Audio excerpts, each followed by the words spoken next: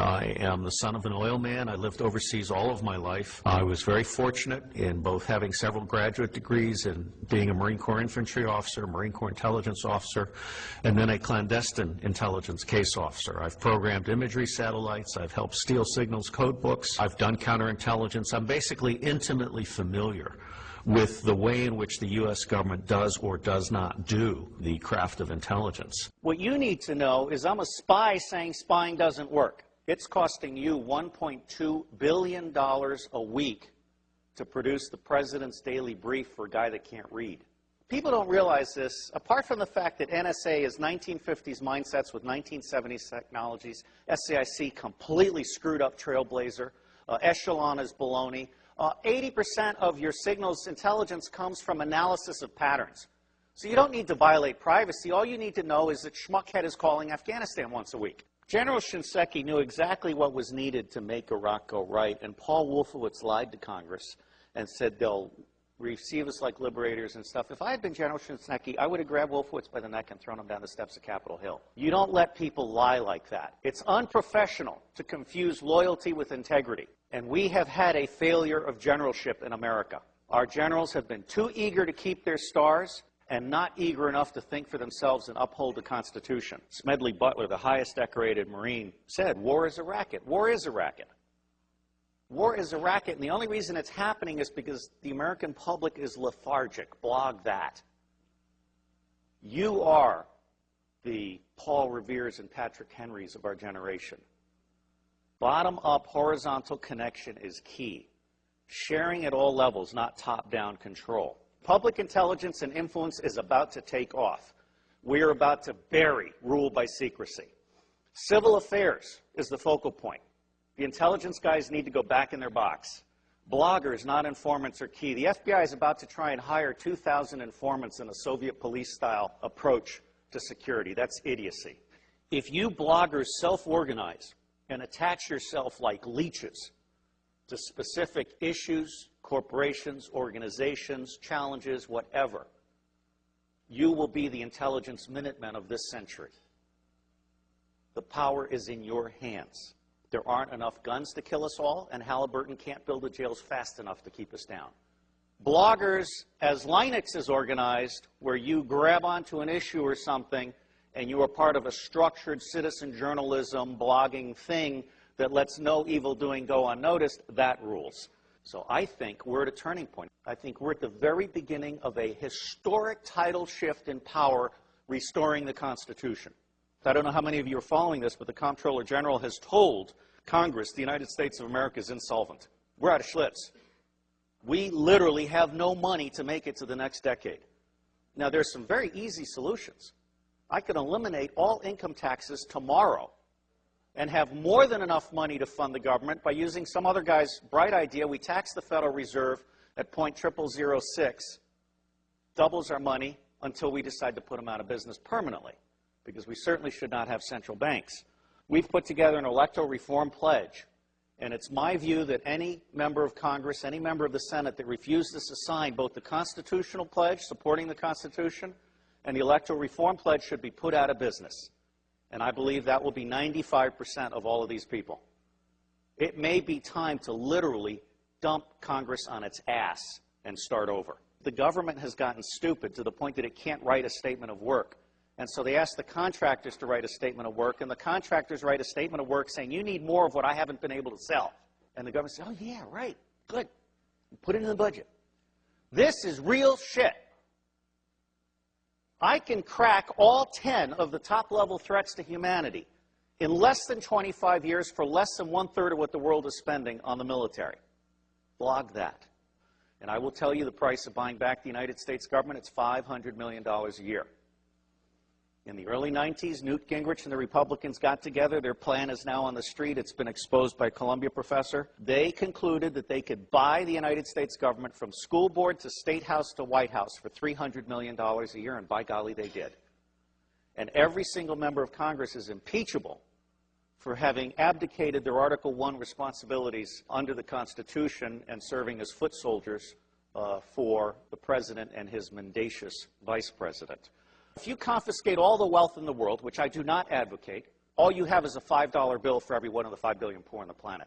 For what we have spent on the Iraq War, I could have given a free cell phone to every one of the 5 billion poor on the planet. I could have taken the 10% residual capabilities on DoD satellites, abandoned communication satellites, and I could have provided free T1 to the Southern Hemisphere. Blog that. That's the kind of stuff we have to do.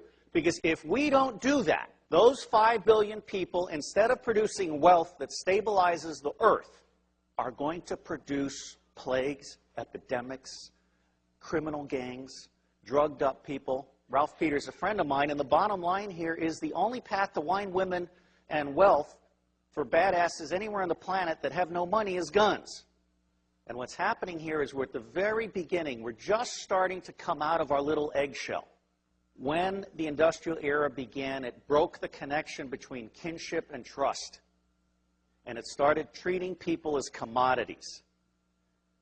And then we lost sight of our government and we allowed the corporations to buy the government.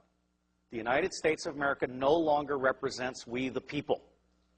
But you can change that. The reason it's not working today is because we have a military-industrial complex that profits from secrecy and war, and it does not profit from efficiency and peace. Blog that. The bottom line here is that central banking is an evil cancer. These people are selling us credit they don't have so they can take profits they don't deserve out of our pockets. That's nuts. The United States government is constitutionally chartered to print money on the good faith and credit of all of us and not pay interest. Why are we being such fools? Well, unfortunately, if you fight them, you get assassinated. Lincoln and Kennedy were both about to print money and not borrow from the banks. I can't connect those two dots, but I can tell you they're side by side. But the reality is the federal government is broken in every possible way. And it's going to be localized, bottom-up resilience networks that are going to save us. That's where you guys come in. Our educational system stinks. It beats the creativity out of kids by the time they're in the 4th grade. It forces you to become a blogger or hacker in order to become creative. So you guys are the lifeboat. We've gone from America the Beautiful to America the Shit. Now, I believe we need to start blogging retrospective impeachments. I'm not saying we need to hang them or tar them or feather them, just out them. I think it's time for citizen investigative journalism to go deep and go back and go current. And people need to understand they can't get away with this stuff. There is absolutely no lack of solution, and there is also no lack of money. What is lacking is the popular political will to exercise our God-given right to be in charge. I got thrown off Fox News for saying the global war on terror wasn't real. Well, it's not. Okay? I mean, until we can get to one man, one bullet for the top 6,000, we can contain the next level, and we can provide a quality of life for everybody on the planet at the lowest level, we're not going to get it. The Air Force solution for terrorism is to kill one guy in an entire village, which, of course, creates 100 to 200 additional terrorists because of that indiscriminate war crime. It's just nuts. And it's nuts because the media isn't doing their job, and so it falls to you. And my dream is to have someone adopt every zip code and start doing that weekly report for their zip code. And then those little reports will start having babies, and it'll start spreading. Your government is stupid, and they're stupid deliberately. The intelligence community does not do open source information because they like to think that the cabinet departments are doing their open source information. That's not true. The cabinet departments don't know how to do decision support. What they know how to do is take stakeholder interests and turn them into policy that increases budget share. That is not what I call reality-based budgeting. Politics today has gotten so dirty it's not worth anybody's time if they've got a brain. Well, I don't have a brain, I have a soul. And I believe that America needs to get back in the business of managing itself. I am absolutely certain that central banks are an evil. Central banks are screwing us all, or we'll have it right. We are pigs being harvested for profits. I do believe there are secret societies, although, you know, given a choice between conspiracy and incompetence, I generally go with incompetence.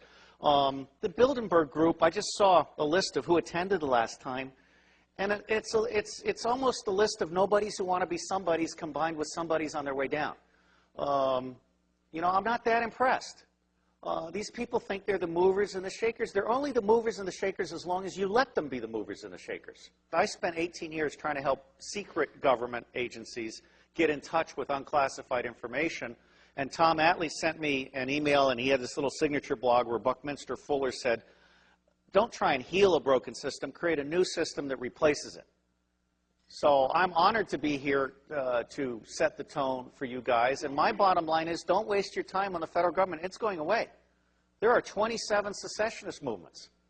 There are 9 distinct nations in North America. I anticipate some virtual separation in the Republic.